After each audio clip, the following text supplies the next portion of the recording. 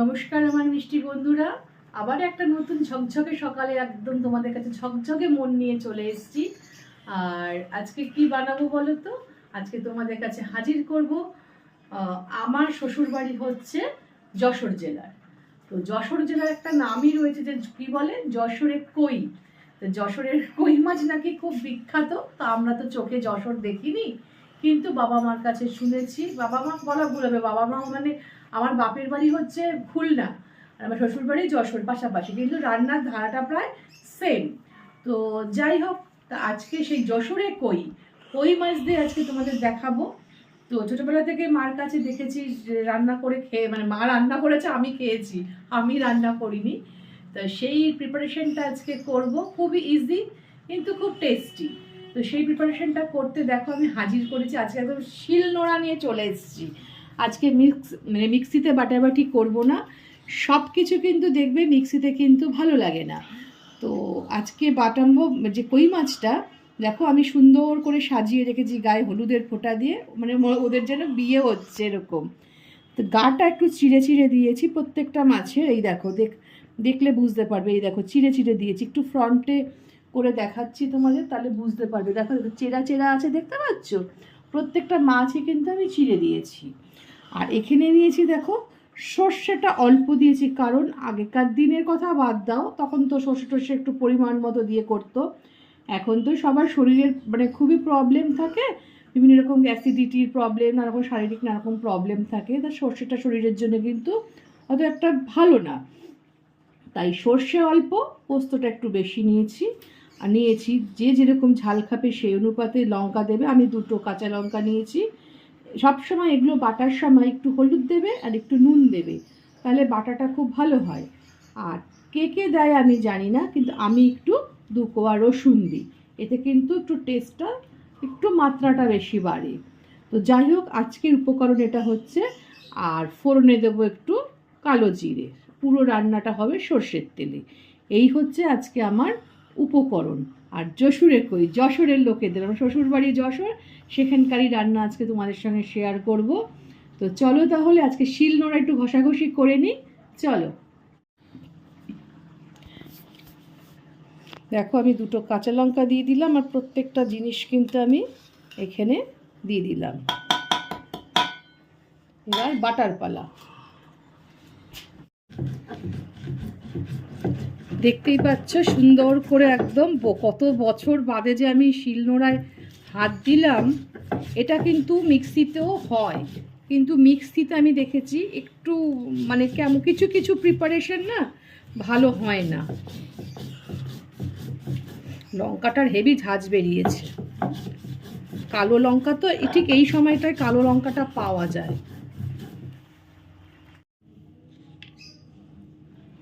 আমার বাটাটা কিন্তু কমপ্লিট হয়ে গেছে, বুঝেছো?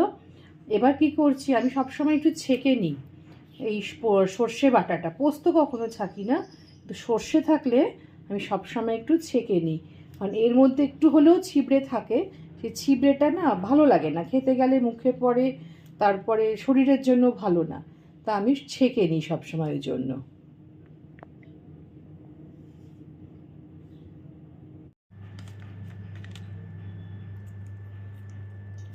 দেখো কতটা ছিবড়ে বেরিয়েছে, দেখতে পাচ্ছ? দেখো এই ছিবড়েগুলো যদি রান্নার মধ্যে যায়, বলো ভালো লাগে মুখে লাগলে? তো ওই জন্যেই ছেঁকে নিই আমি সবসময়। ছেঁকে একদম জুসটাকে নিয়ে নিই। আর এদিকে কি করেছি দেখো, মাছটার মধ্যে একটু নুন দিয়ে একদম হালকা হাতে একটু ভেজে নেব, বেশি ভাজবে না, জাস্ট মাইল্ড করে একটু ভেজে নেব। ফ্রাইং প্যানের তেলটা, সর্ষের তেলটা কিন্তু খুব ভালো করে কড়া গরম করে নিয়েছি, নিয়ে একদম লো ফ্লেম করে দিয়েছি। এবার মাছগুলোকে আস্তে আস্তে একটু ভেজে নিই।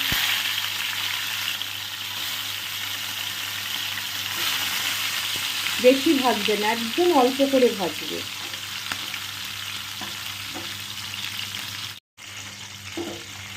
আমি কিন্তু ও পিঠটা উল্টে দিয়েছি, ওই পিঠটা হয়ে গেছে আমার। তো আবার একটু আরেকটু উল্টে দিয়ে নামিয়ে দেবো। একদম বারবার বলছি, মাছ কিন্তু বেশি ভাজবে না। মাছটা এবার তুলে নেব।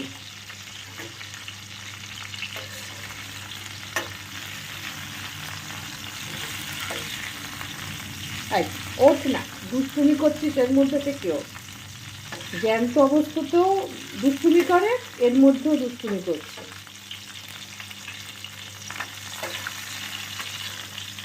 বলে না কই মাছের জান কড়াইতে দিলেও ছটফট করে।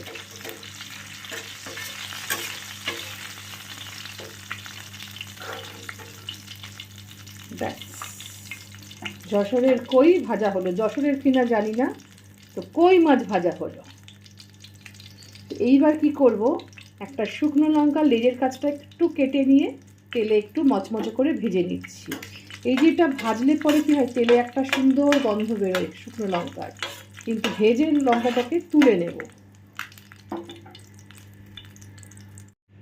তো লঙ্কাটা আমার কিন্তু সুন্দর করে দেখো কালারটা চেঞ্জ হয়ে গেছে, একদম মচমচে করে ভাজা হয়ে গেছে। এবারে এর মধ্যে দিয়ে দেব কি, একটু জাস্ট ব্যালেন্সের জন্য ক্যারামেল কালারটাও হবে, জাস্ট 2-4টা দানা একটু চিনি দিয়ে দিলাম। আর দেব কালো জিরে। কালো জিরেটার থেকে যখন সুন্দর গন্ধ বেরোবে, একটা ভাজা গন্ধটা যখন বেরিয়ে আসবে, তখন এই যে মশলাটা করে রেখেছি, সর্ষে, পোস্ত, কাঁচা লঙ্কা, রসুন, এইটাকে এর মধ্যে দিয়ে দেবো। এই প্রিপারেশনটা কিন্তু নানাভাবে করা যায়, তখন কিন্তু এভাবে ছেঁকে নিলে হবে না, একদম মাখো মাখো করে মশলাটা করতে হবে। কারণ হচ্ছে তখন সেটা আমি কিন্তু টিফিন কৌটোয় দিয়ে জলে ভাপিয়ে করব। তো এটা আমি আজকে এইভাবে করে দেখাচ্ছি, আর একদিন আমি অন্যভাবে করে দেখাবো। তো এবার দিয়ে দেবো, আমার ওটা ভাজা হয়ে গেছে, এই ছেঁকে রাখা মশলাটা। একটু বয়েল হোক আগে। যখন হালকা হালকা দেখবে এরকম ফুটে উঠেছে, তখন মাছগুলো আস্তে আস্তে করে সাইড দিয়ে দিয়ে দেবে। এ আবার দাঁড়িয়ে পড়লো বাবা।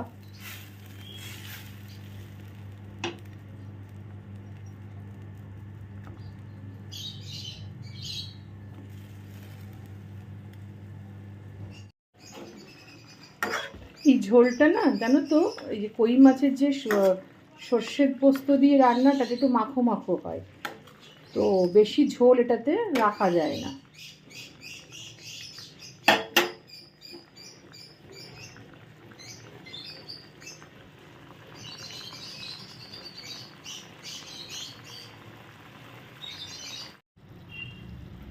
এই মাছটার স্পেশালিটি হচ্ছে কি জানো তো, জাস্ট নামানোর আগে একটু কাঁচা সর্ষের তেল দিতে হবে।